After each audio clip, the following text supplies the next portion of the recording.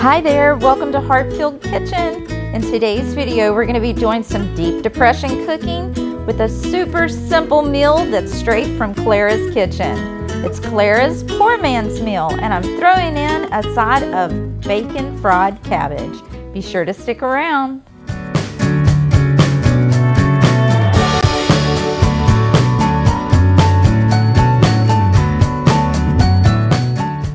Okay, now here is a copy of the recipe. Be sure to screenshot it or pause the video to jot this down.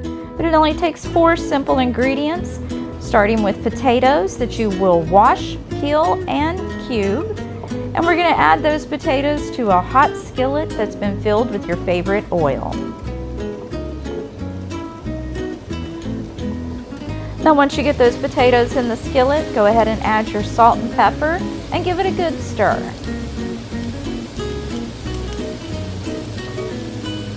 The number of potatoes that you'll need for this recipe is totally up to you. I'm cooking for 2 and I'd like a little bit of leftovers, so I have about 3 to 4 medium potatoes here.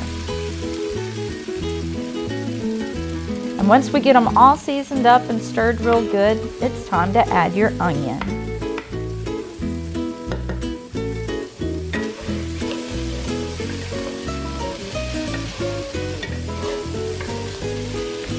Now that all the potatoes are in the skillet, I like to add a lid to kind of help tenderize them. After a few minutes, and just as they start to become fork tender, it's time to add your sliced wieners.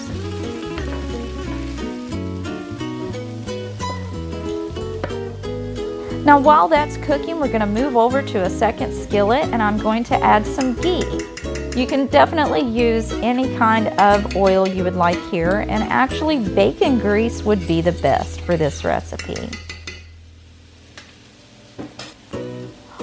Wash and cube up some cabbage and add it to that oil. And we're just going to let that cook down. In the meantime, let's head back over to our poor man's meal and give it another good stir. Now that all the potatoes are soft and the wieners are starting to brown and they're heated through, it's time to do the final step of adding your 3 tablespoons of tomato sauce. Now to that, I add a 1/4 cup of water just to make it good and saucy.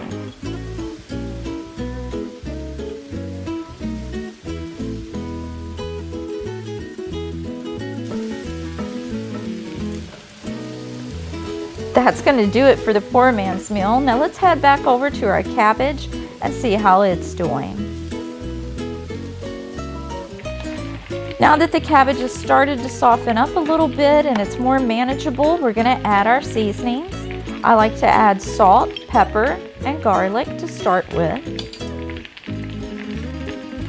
Then I like to add the garlic and herb all-purpose seasoning from Aldi's and a little dash of crushed red pepper. Give it another good stir and allow it to cook down.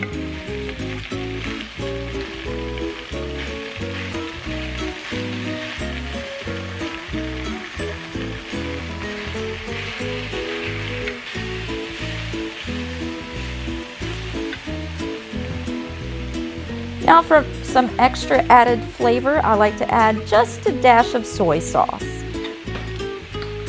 Be careful how much you add, since we've already added salt. We don't want it to become too salty.